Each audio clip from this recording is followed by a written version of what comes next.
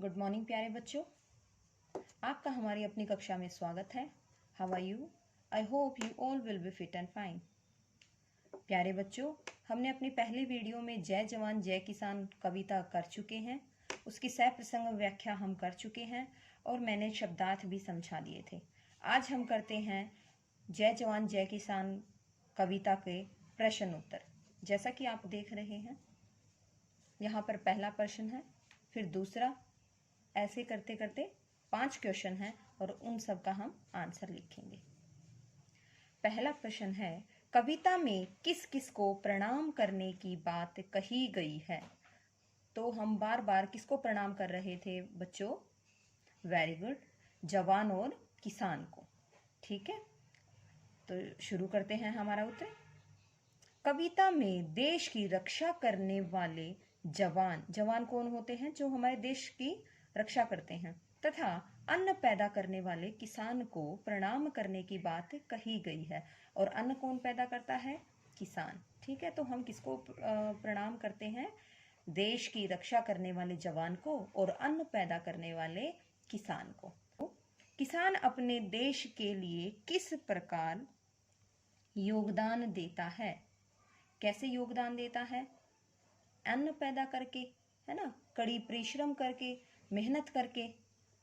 किसान दिन रात मेहनत करके अन्न पैदा करता है।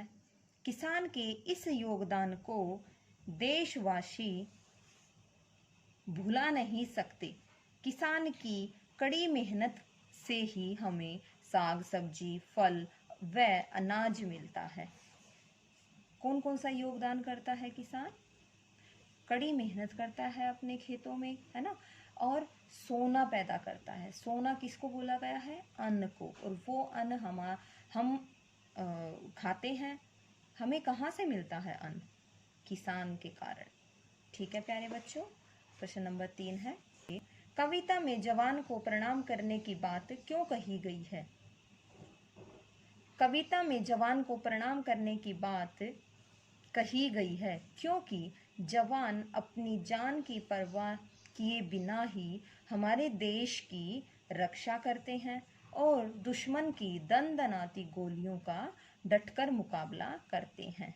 हम क्यों प्रणाम करते हैं जवान को? क्योंकि जवान हमारे देश की रक्षा करते हैं और सीमा पर दुश्मनों की गोलियों के सामने डटे रहते हैं और उनका मुंह तोड़ जवाब देते हैं। प्रश्न नंबर 4 है, कविता में महान आत्मा किसे और क्यों कहा गया है? किसे कहा गया है महान आत्मा? कविता में देश के जवान व किसान को महान आत्मा कहा गया है क्योंकि किसान की मेहनत और जवान के बलिदान को कभी भुलाया नहीं जा सकता। ठीक है बच्चों, अगला क्वेश्चन है, देश के लिए जीने से क्या अभिप्राय है? देश के लिए जीने से अभिप्राय यह है कि जो व्यक्ति अपने सुख दुख, लाभ हानि को भूलकर सिर्फ देश की सेवा करता है, वही वास्तव में सच्चा नागरिक है। ठीक है प्यारे बच्चों, यहाँ पर हमारे सारे क्वेश्चन आंसर खत्म होते हैं और ये क्वेश्चन आंसर आपको अपनी नोटबुक में लिखने हैं और याद करने हैं। याद करके एक बार लिखकर अवश्य देख लेना। लिखने से आपकी प्रैक्टिस बहुत अच्छी हो जाएगी। ओके प्यारे बच्चों, ये सारे क्वेश्चन आंसर मैंने अभी अभी करवाए हैं। आपको बुक में लिखने की ज़रूरत नहीं है, आप लोगों को सिर्फ नोटबुक में ही लिखना है। आगे करते हैं हम, आप देश के लिए क्या क्या कार्य कर सकते हैं? तो अभी इस प्रश्न का उत्तर सिर्फ आप लोग ही देंगे। आप देश के लिए क्या क्या करना चाहते हैं वो सब आप यहाँ लिख सकते हो। जवान और किसान के अतिरिक्त आप किस किस को प्रणाम करते हैं? सोचो और मुझे बताओ, किस किस को प्रणाम करते हो? वेरी गुड, टीचर्स को, है ना, गुरुजनों को प्रणाम करते हैं। मॉर्निंग में जब हम स्कूल आते हैं तो गुड मॉर्निंग बोलते हो ना। और सुबह उठकर हम अपने मम्मी पापा यानी कि माता पिता को भी गुड मॉर्निंग बोलते हैं, प्रणाम करते हैं। ठीक है, तो किसान और जवान के अलावा हम किस किस को प्रणाम करते हैं? हमारे गुरुजनों को, हम अपने से बड़ों को प्रणाम करते हैं और हमारे माता पिता को। ठीक है बच्चों। पाठ के आगे आपने अपने देश के बारे में कोई कविता सुनी या पढ़ी होगी, उस कविता की कुछ पंक्तियां लिखिए। अगर आपको कोई और कविता आती है, देश भक्ति कविता आती है, तो आप यहाँ पर लिख सकते हैं। जय जवान जय किसान कविता में जवान और किसान का जिक्र किया गया है। जवान देश की रक्षा करते हैं और किसान अनाज पैदा करते हैं। आपके आस पड़ोस में और किस किस प्रकार का काम करने वाले लोग रहते हैं, चर्चा करें।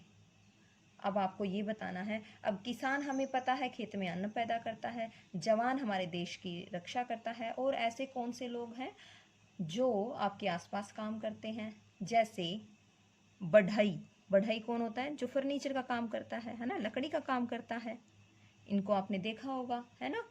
दूसरा है कुम्हार क्या करता है, घड़े बनाता है, ठीक है। तीसरा कौन हो सकता है, सुनार। अगर आपको सुनार क्या करता है, सोने चांदी के अपने गहने बनाता है ना।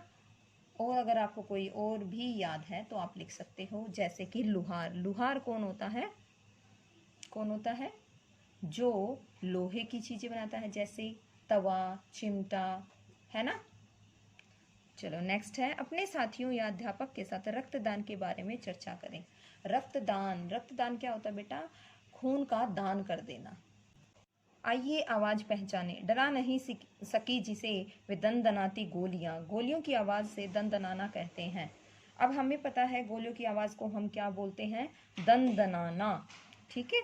इनकी आवाज को क्या कहते हैं, नीचे कुछ दी गई हैं, नाम दिए गए हैं, उनकी आवाज हमें यहाँ पे लिखनी है, ठीक है। गोलियां चलने की आवाज क्या बोलते हैं, दन, मतलब दनदनाना। पत्तों की आवाज मरमराना। बादल के गरजने की आवाज को क्या कहते हैं, गड़गड़। बादल कैसे करते हैं, गड़गड़, तो उसको क्या बोलेंगे, गड़गड़ाना। पक्षी के पंखों की आवाज कैसी होती है, फड़फड़, और क्या बोलेंगे, फड़फड़ाना। घोड़े की आवाज क्या, घोड़े कैसे करता है, हिन, तो उसको हम क्या बोलेंगे, हिनाना। मेंढक की आवाज, मेंढक कैसे करता है, टर, तो टर की आवाज को क्या बोलेंगे, टरटराना। मक्खी की आवाज, मक्खी कैसे करती है, भी, है ना, तो भिन। अब इसको क्या बोलेंगे, भिनाना। अब हम करते हैं आगे।